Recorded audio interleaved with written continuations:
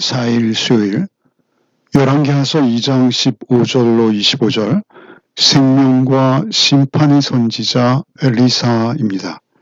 엘리야의 승천 과정에서 끝까지 동행했던 엘리사, 이제는 엘리야의 후계자로서 권위를 모두에게 인정받고 있는 것이죠. 그 가운데서 엘리사를 믿고 신뢰한 여리고, 그곳은 물의 근원이 고침을 받는 이적을 경험합니다. 반대로 엘리사를 조롱한 베델, 그들은 저주의 죽음을 경험하고 있습니다. 15절로 18절을 먼저 읽겠습니다.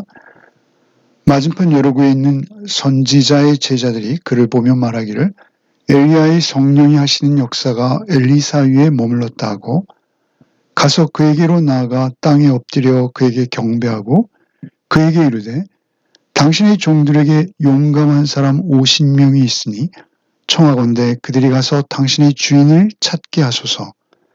염려하건대 여호와의 성령이 그를 들고 가다가 어느 산에나 어느 골짜기에 던지셨을까 하나이다 하니라. 엘리사가 이르되 보내지 말라 하나 무리가 그로 부끄러워하도록 간청하매 보내라 한지라. 그들이 50명을 보냈더니 사흘 동안을 찾되 발견하지 못하고 엘리사가 여리고에 머무는 중에 무리가 그에게 돌아오니 엘리사가 그들에게 이르되 내가 가지 말라고 너에게 이르지 아니하였느냐 하였더라. 엘리야가 겉옷으로 요단을 가르고 마른 땅과 같이 건넜던 것을 제자들은 보았죠. 그리고 이제 다시 엘리사가 그 건넜던 요단을 물을 가르고 역시 건너오고 있는 것이죠. 그러한 이적들을 통해서 엘리사의 권위를 인정하지 않을 수 없게 된 것입니다. 그래서 엘리사 앞에 엎드립니다. 그리고 경외심을 표현하는 것이죠. 엘리야의 성령이 하시는 역사가 이제는 엘리사 위에 머물게 되었다라는 것을 인정하는 것입니다. 그러나 그들은 엘리야 선지자를 쫓던 제자들답지 않게 엘리야의 몸이 하늘로 올라가지 못하고 어딘가로 다시 던져졌을 수 있다라고 걱정하고 있는 것이죠. 그들은 그들의 스승의 주검이, 그 시체가 아무렇게나 방치되는 것을 걱정하고 있는 것입니다. 분명히 하나님께서 그를 들어 올리셨다, 혈바람으로 들어 올리셨다라고 머리로는 알고 있습니다. 그러나 그들이 마음으로 온전히 믿고 신뢰하지 못하고 있었던 것이죠. 엘리야의 몸이 어딘가에 버려질지도 모르니 힘있는 장정 50명을 동원해서 찾아볼 수 있도록 허락해달라 강력히 요청하는 것이죠. 엘리사가 그들의 요구에 대답합니다. 보내지 말라. 이것은 문자적으로 소용없는 일이다, 이렇게 번역할 수 있습니다. 엘리사는 자신의 스승 엘리야가 온전히 승천하셨음을 믿고 있어요. 그러나 그 17절에 엘리사가 부끄러워하도록 그 제자들이 강청했다라고 기록하고 있어요. 엘리사가 도저히 거절할 수 없을 만큼 강력하게 요구하고 있었다는 것이죠. 더 이상 그 요구를 거절하면 거절하고 있는 엘리사 자신이 부끄러워질 정도로, 도리어 도리상 거절할 수 없을 정도로 그들이 강력히 요구하고 있었던 것이죠. 그 제자들의 불신앙과 완고함을 볼 수 있습니다. 결국 엘리사는 허락할 수밖에 없었죠. 그리고 50명을 보내서 인근을 샅샅이 사흘 동안 찾았으나 발견할 수 없었습니다. 결국 그들의 강청함과 사흘간의 노력을 통해서 엘리야의 승천은 오히려 더 부정할 수 없는 사건으로 확실히 굳혀지는 것이죠. 그들의 간청으로 인해서 엘리야는 여리고에 발이 묶여버렸습니다. 사흘간이나 묶여 있어야 했죠. 그렇지만 이 사건을 통해서 엘리사는 엘리야의 후계자로서 더욱 신뢰받을 수 있는 기회가 되는 것입니다. 엘리사는 이제 엘리야의 사역을 이어나갈 후계자로서 온전히 하나님의 선지자로 세워진 것이죠. 그리고 그의 첫 사역이 19절로 25절에 기록된 것입니다. 읽겠습니다. 그 성읍 사람들이 엘리사에게 말하되 우리 주인께서 보시는 바와 같이 이 성읍의 위치는 좋으나 물이 나쁨으로 토산이 있지 못하고 떨어지나이다. 엘리사가 이르되 새 그릇에 소금을 담아 내게로 가져오라 하매 곧 가져온지라. 엘리사가 물 근원으로 나가서 소금을 그 가운데 던지며 이르되 여호와의 말씀이 내가 이 물을 고쳤으니 이로부터 다시는 죽음이나 열매 맺지 못함이 없을지니라 하셨느니라 하니 그 물이 엘리사가 한 말과 같이 고쳐져서 오늘에 이르렀더라. 엘리사가 거기서 베델로 올라가더니 그가 길에서 올라갈 때 작은 아이들이 성읍에서 나와서 그를 조롱하여 이르되 대머리에 올라가라 대머리에 올라가라 하는지라. 엘리사가 뒤로 돌이켜 그를 보고 여호와의 이름으로 저주하며 곧 숯불에서 암콤 둘이 나와서 아이들 중에 42명을 찢었더라. 엘리사가 거기서부터 갈멜산으로 가고 거기서 사마리아로 돌아왔더라. 여기서는 명확하게 아주 두 성읍이 대조되고 있죠. 비교되는 것입니다. 여리고와 베델이죠. 먼저 여리고에서는 그 성읍의 물의 근원이 고침을 받습니다. 먼저 19절에 여리고 주민들이 엘리사를 향해서 우리 주인이라고 부르고 있어요. 선지자요. 하나님의 사람인 엘리사를 향해서 우리 주인이라고 부르고 있다는 것은 무슨 의미입니까? 그들이 하나님을 자신의 주인으로 인정하고 있다는 증거가 되는 것입니다. 웬만한 사람을 향해서 우리 주인이라고 이렇게 감히 부를 수 없는 것이죠.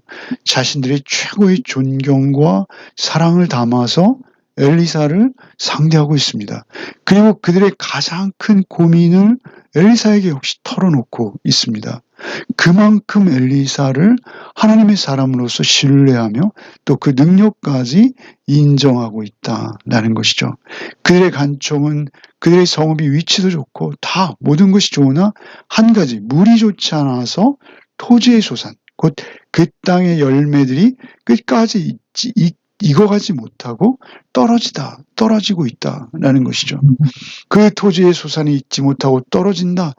이것을 70인역에서는 그 거민이 유산한다 이렇게 번역하고 있습니다. 표준세 번역과 일부 영어 성경 가운데서도 이런 번역이 있습니다. 그들로서는 어찌해 볼 수 없는 상황이었죠.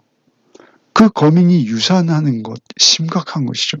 그런 상황에서 엘리사는 소금을 가져오도록 시키고 그 물의 근원에 소금을 던집니다. 그리고 그 물이 고쳐지는 그 이적을 행하시는 것이죠. 이적을 행하시면서 엘리사는 21절에 여호와의 말씀이 내가 이 물을 고쳤으니 다시는 죽음이나 열매 맺지 못함이 없을 것이라고 선언하시는 것이죠. 죽음이나 열매 맺지 못함이 없다라는 것이죠. 물로 인해서 죽는 경우, 열매 맺지 못하는 경우 없다는 것입니다. 물을 고친 것은 그러나 자신이 아니다. 여호와께서 이 물을 고치셨다라고 또 강조하는 것이죠. 여호와의 말씀이 내가 이 물을 고쳤으니 다시는 죽음이나. 그러니까 결과 죽음이나 열매를 맺지 못함이 없게 하신 분은 하나님 한 분이시라는 것입니다. 특별히 22절에 이 물이 고침받은 사실에 대해서 그 물이 엘리사가 한 말과 같이 고쳐져서 오늘에 이르렀다 이렇게 기록하고 있죠. 이 사실은 무엇을 말합니까? 11개의 저자가 이거를 써내려갈 때 이미 여리고의 물이 깨끗하여져서 백성들에게나 땅의 열매에 아무 어려움이 없는 상태다라는 것을 모두가 알고 있지 않느냐? 너희도 알고 있지 않느냐라고 말하는 것이죠. 그것은 엘리사가 하나님의 선지자요 하나님의 사람임을 그들이 인정했고 그 앞에 청원, 기원, 기도한 거예요. 엘리사 앞에서. 그 치유를 경험했다라는 것을 확증하고 있는 것이죠.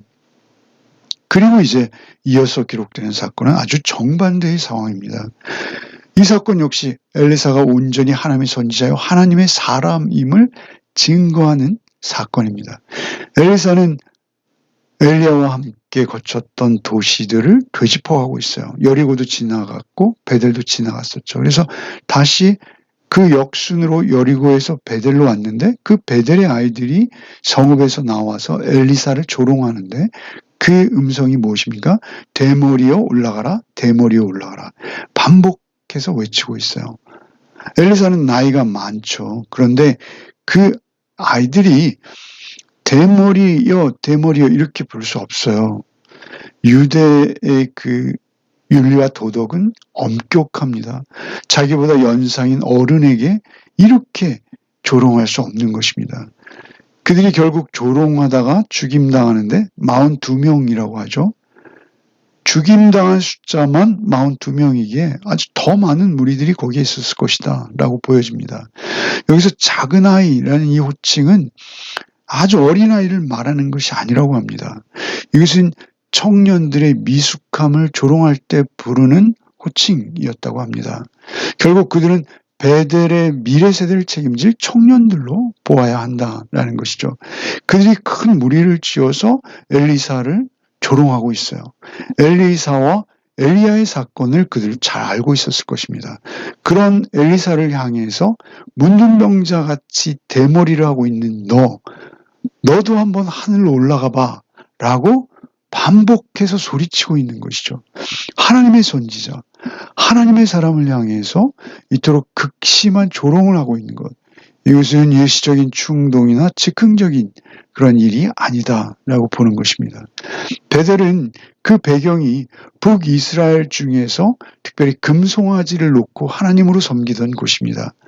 그 이름이 베델, 하나님의 집이라는 아주 거룩한 이름을 가졌으나 하나님의 이름을 우상으로 바꿔 숭배하는 그런 시간이 아주 오래 거쳐온 도시, 그런 성읍이라는 것이죠. 그들은 엘리사를 조롱하고 있는 것이 아닙니다. 엄밀히 말하면 진실한 하나님을 거부하며 심지어 하나님마저 조롱하고 있는 것이죠. 이 열왕기서의 전체적인 맥락에서 보면 이스라엘이 하나님의 선지자 예레미야나 이사야 선지자들을 조롱하고 우상을 섬기며 결국 그 결과로 곰과 같은 폭군 느부갓네살에 의해서 포로로 끌려가게 죽임당하고 포로로 끌려가는 그런 상황과 비유될 수 있는 것이죠. 예수께서 오셨을 때 이스라엘은 반대로 예수님을 향해서 십자가에서 내려와 보라 라고 조롱하고 있죠. 하나님의 음성을 거부하며 하나님을 조롱하는 것입니다. 얼마나 저주스러운 것인지요, 얼마나 무서운 것인지요, 그것을 여실히 보여주는 예표적 사건입니다. 오늘 하루도 하나님께서 우리에게 은혜를 허락하셨습니다. 여리고를 조금 더 묵상하시는 하루가 되셨으면 좋겠습니다. 토지소산을 맺지 못하던 땅, 그 땅이 변화됩니다. 아이를 유산하던 여인이 아이를 순산하게 된 것일 수 있고요. 또 열매를 많이 그 땅에 그 과실나무들이 열매를 많이 맺는 것으로 볼 수도 있습니다. 그것이 어떤 의미이건 간에 그들이 생명을 얻었다는 것이죠. 번성할 수 있는 은혜를 입었다는 것입니다. 이것은 하나님의 은혜입니다.